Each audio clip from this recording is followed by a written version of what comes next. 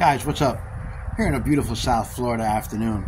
It's like 72 degrees, man. The weather is just perfect.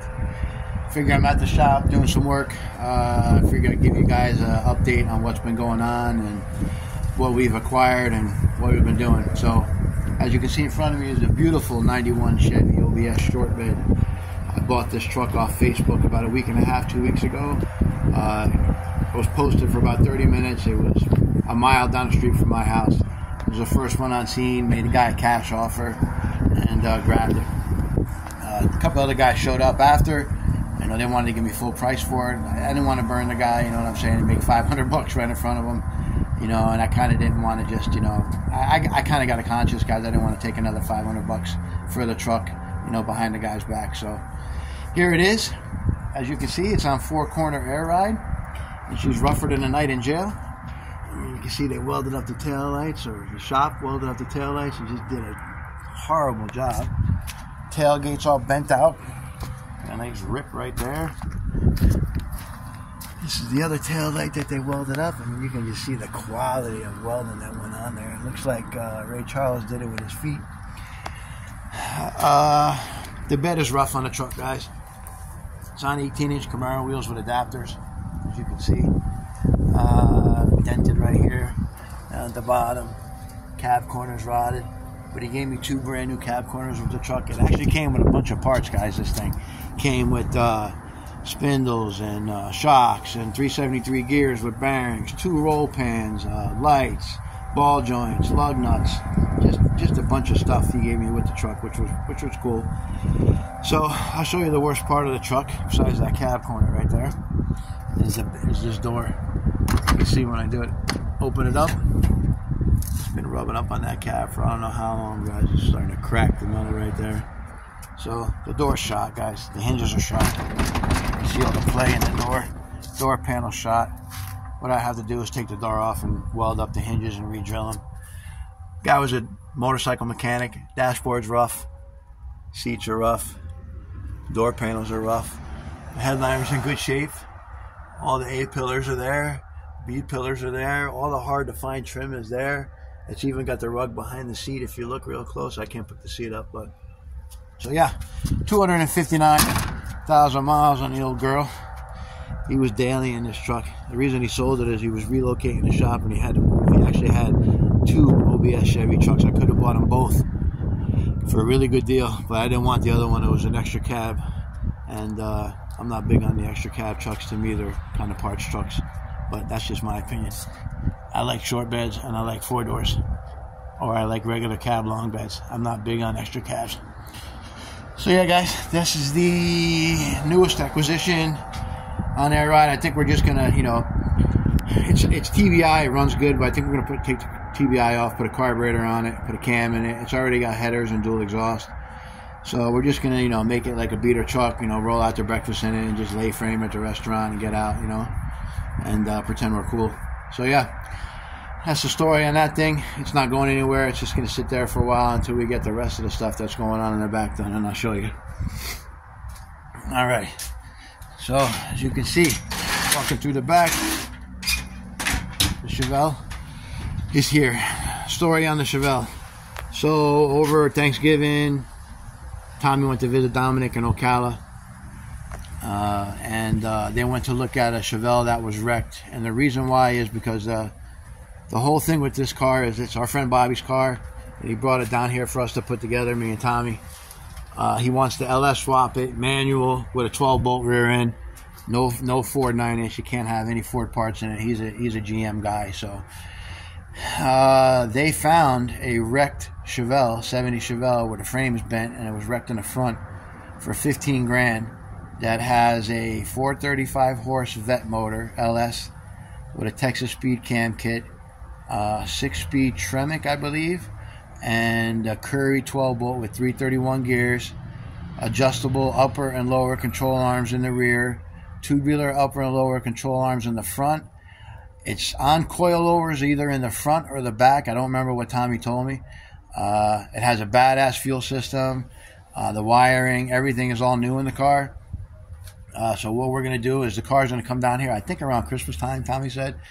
We're going to get it running and driving, make sure all the systems are functioning properly, and then everything that's good on that car is going to go into this car. I mean, he saved a lot of money, man, doing it that way. I mean, the transmission alone we were looking at was $6,500 for this car. And I think the rear end was close to $4,000. And then we still had to build he has a 6.0 motor and an Escalade. We were going to pull the Escalade motor out, rebuild it, cam it, put it in here, tune it and everything. But now we'll just take everything out of that car, put it in here. I'll tune it and get all the wiring dialed in and everything. And then Tommy will, you know, fabricate all the brackets and everything we need to mount everything the way we want it. So the car should be dialed in and good to go. You know, we want to do power tour or sick week or both or whatever, you know. We're not getting any younger guys, and, you know, it'd be cool all of us going out and doing our own thing. So, all right, so that's the Chevelle. Next thing, I'm going to take the cover off, even though Tommy probably don't want me to. Tommy's two-door Tahoe.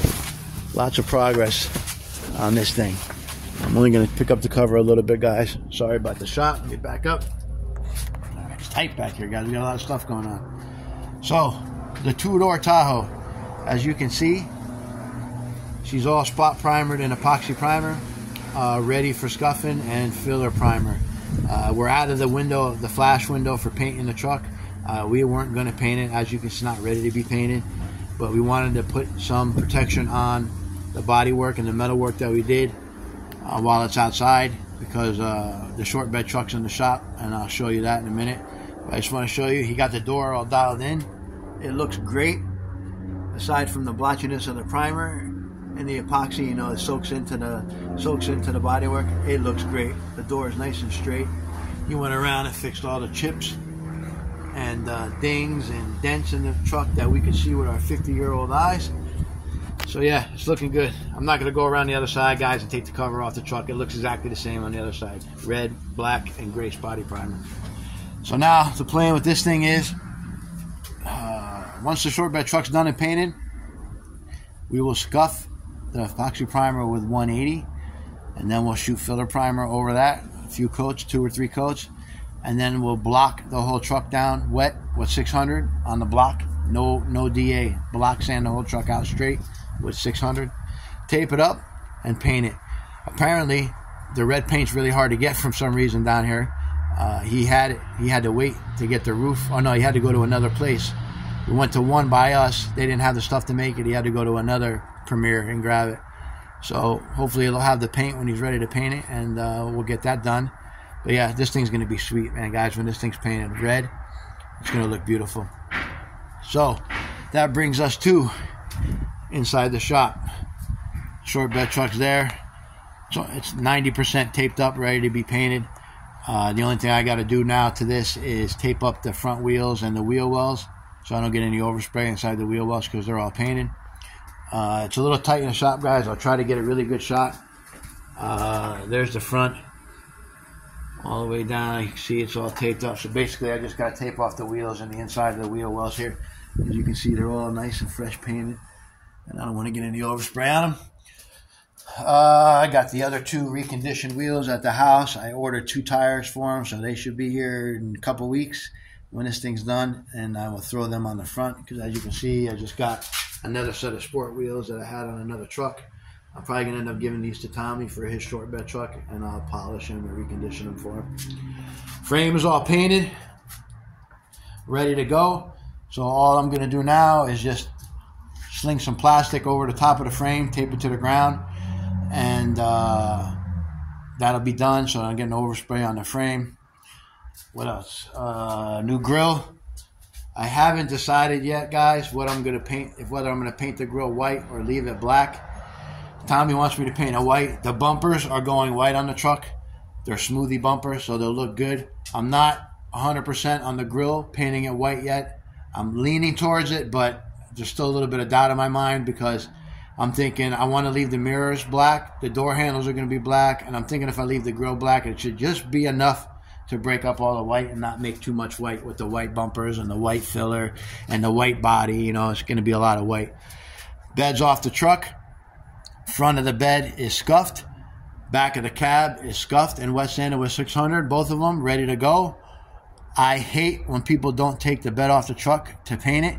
It looks like total garbage. when you don't paint, when you paint the truck and you don't take the bed off and there's all kinds of overspray in between the bed and the cab. I think that looks like shit. Guys, it's 4 bolts, 6 bolts. Take the 6 bolts out and take the bed off the truck and paint it the right way. Don't be lazy. The result is 100 times better. You'll be happy you did it. Don't do it like I see a lot of people doing, just paint it while it's on. That looks horrible. No matter how you tape it, no matter what, it looks like shit. So this thing's all ready to go. Underneath is painted. The inside of the bed is painted. It's just dirty from sitting in my driveway when I had it parked there. I'm going to clean it all out tomorrow. I'll tape off the inside of the bed before we spray it. And then it'll be good to go. Now, guys, I know you're probably looking and you're seeing a lot of spots like I broke through, like here, you know, and a little bit on the edges here. It's to be expected. I'm not perfect. I am not a body man. I can do body work, but I am not a body man. I'm not to the point where I could wet sand an entire truck down and not break through on any edge. I'm impressed when people can do that. I can't do that. So what we do, or what I'm going to do this time, is I am going to shoot a seal coat on it. I'm not going to use a sealer though. I'm going to use epoxy primer reduced 10%. I've been reading, and from my experience, the epoxy primer is very sticky. When you spray epoxy onto bare metal, it sticks. And anything you spray on top of the epoxy, as long as you're in the flash window, which is like 30 minutes to an hour, I believe, I could be wrong, that's what I use. If you paint your paint on top of the epoxy within that window, you're good to go. That paint is going to stick and you're not going to have any problems. We've done a lot of cars like that, and the paint lasts. It doesn't chip off. It doesn't bake off. It doesn't look bad. I mean, you're not looking at like light spots and dark spots because you're spraying over bare metal that you didn't seal. Again, guys, I'm not a body man. I do the best I can. We do the best we can, Tommy and myself. You know, he's a cabinet maker and I'm a tow truck driver, you know. So think of it as that. He works full time. I work full time. So we do the best we can, guys. But our cars might not be able to go to Pebble Beach, but I guarantee they're 10 to 20 times better than 3/4 of the cars driving around that you see. We take our time. You know what I mean? We try not to half-ass shit to the best of our abilities. You know, so yeah, guys. So this thing's gonna look sweet when it's painted. It's going Toyota Super White, a really, really bright white, clean, not like a dirty white like these trucks were when GM built them. The whites that came on these trucks was kind of like a dirty white. It wasn't really bright. I want it to be a very bright white. So I'm going to get a gallon of Toyota Super White mixed. I'm probably going to go with Nason. Going to go with Nason Clear or maybe a Euro Clear. I'm not sure yet. And I'm going to go with Nason 2K Epoxy to do the sealer. And I'll just reduce it down 10%, shoot it on a truck, seal it up, wait a half hour, 45 minutes, and blast on 3 coats of base and blast on 3 coats of clear. And we'll call it a day. All right, guys. So that's the update of what's going on with the Tahoe, with the Chevelle, with the black truck out behind the gate over there, and the short bed truck. I don't know what else to do. I guess I give you, we'll do another video probably this weekend when we're getting ready to spray the truck. I'll do a quick little video of us prepping it and Tommy getting ready to paint it because he's the one who paints. I'm the one who mixes the paint. So while he's spraying, I'm mixing. So yeah, guys, that's about it today. It was a beautiful day today, man. God, that's why I love living in South Florida. All right, guys. I just want to say, before I leave, thank you for liking, commenting, subscribing. I've been picking up subscribers. I'm almost at 1,000. I've been doing it the right way, just grinding out shorts and videos for you. I know that the videos aren't the best quality, but give us time, guys. I know I've been saying it, but give us time. Like I said, me and Tommy both work full-time jobs. Tommy could work every hour of every day for the rest of his life if he wanted to. That's how busy that guy is. So when he's here and he's home, he wants to relax. So we do what we can. But, you know, guys, we're OBS. We do a lot of OBS stuff. There's another one waiting right here, short bed, Tommy's short bed. We have knowledge on these trucks. We've been working on these trucks. We've been buying and selling them for years, 20 plus years. Our buddy Dom, myself, Tommy, we know these trucks like the back of our hands. If you guys have any questions, wiring, suspension, any kind of question about an OBS Chevy or just GM in general, because we've built a lot of muscle cars as well, restored. If you go back on the channel, you can see the Nova we did. before even YouTube, before I even thought about putting stuff on YouTube. We've built countless cars. I can't even tell you how many. So, guys, hit me up if you got any questions about OBS. Like, comment, subscribe. I appreciate it. I can't tell you how much. I'm almost at 1,000 subscribers, and it's all because of you guys. I mean, I think of it as, you know, I'm at almost 850 now. That's 850 people wanting to know what me and myself and Tommy are doing, and what's going on at the shop, and watching what we do, and that means a lot to us. So again, guys, thank you very much. I appreciate it, and we'll talk to you later.